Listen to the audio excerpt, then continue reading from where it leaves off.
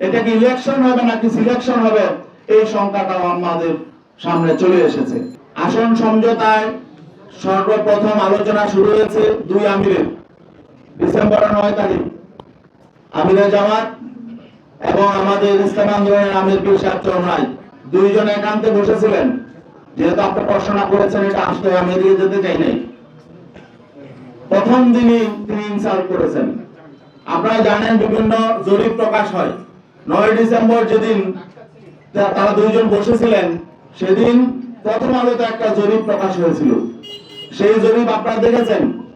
সেই জরিপে প্রকাশ হয়েছিল যে বিএনপি কে চায় 65% মানুষ, জামাতে ইসলামকে চায় 25% মানুষ, আর সেখানে ইসলামী আন্দোলনেরও ছিল একটা, সেটা হলো 0.1% মানুষ।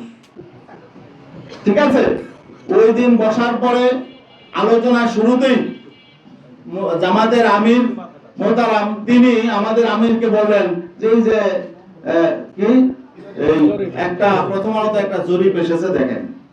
তাহলে এটার অর্থ কি? এটার অর্থ হলো যে তাকে ইনসাল্ট করা, যে আপনাদের তো কোনো পয়েন্টই নাই, মানে জনমতে আপনাদের কোনো কি নাই, কোনো 1% নাই, 0.1 মানে 1% এর শতভাগের 1 ভাগ। তো এটা হলো উনি ইনসাল্ট করে শুরু করেছে যাত্রা। সেদিনই মোতা আমি আমাদেরকে বলেছেন যে তাদের কিন্তু মন্তব্য ভালো নয়, তারা হয়তো আমাদেরকে সাথে বেইনসাফি করবে। কারণ তিনি আমাকে এই জরিপের কথা কেন আনলেন সেখানে, পরে আমরা দেখলাম শেষ পর্যন্ত তারা এই জরিপের মধ্যেই ছিল।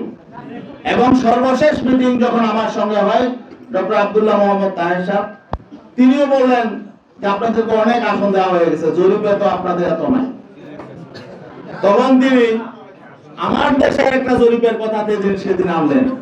আপনারা জানেন আমার দেশে একটা জরিপ প্রকাশ হয়েছিল এবং সেটা হয়তো তারাই করেছে। যাই হোক, জরিপ কারা করে এটা আপনারাও জানেন। এগুলো পেইড এজেন্সি থাকে, এনজিও থাকে, টাকা দিয়ে করা হয়। যাই হোক, এখানে ওই জরিপের ফলাফলটা কি, রেজাল্টটা কি ছিল, যে সেখানে বিএনপি কে চায় 34% মানুষ, জামাতকে চায় 33% মানুষ, এনসিপি কে চায় 7% আর ইসলামী আন্দোলনকে চায় হলো 3% মানুষ।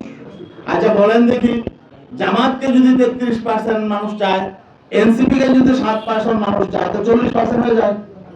আর বিএনপি চায় 34%, বিএনপি কে চায়, তাহলে তো বিএনপি থেকেও এখন যদি এনসিপি তাদের সঙ্গে আছে, বিএনপির চেয়ে 6% ভোট তাদের বেড়ে গেছে।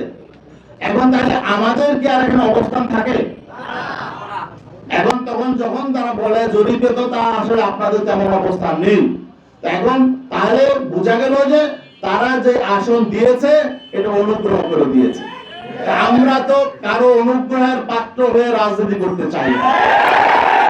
এখানে নির্বাচনের আগে যেহেতু একটা সমঝোতা সমন্বয় প্রতিদ্বন্দ্বী দলের সাথে হয়ে যাচ্ছে, তাহলে নির্বাচনটা আসলে পাতানো নির্বাচন হবে কিনা, এটা কি ইলেকশন হবে নাকি সিলেকশন হবে, এই সংখ্যাটাও আমাদের সামনে চলে এসেছে। তো এই সংখ্যা নিয়ে আমরা তো আসলে মানে সহযোগী হতে চাই না কারো।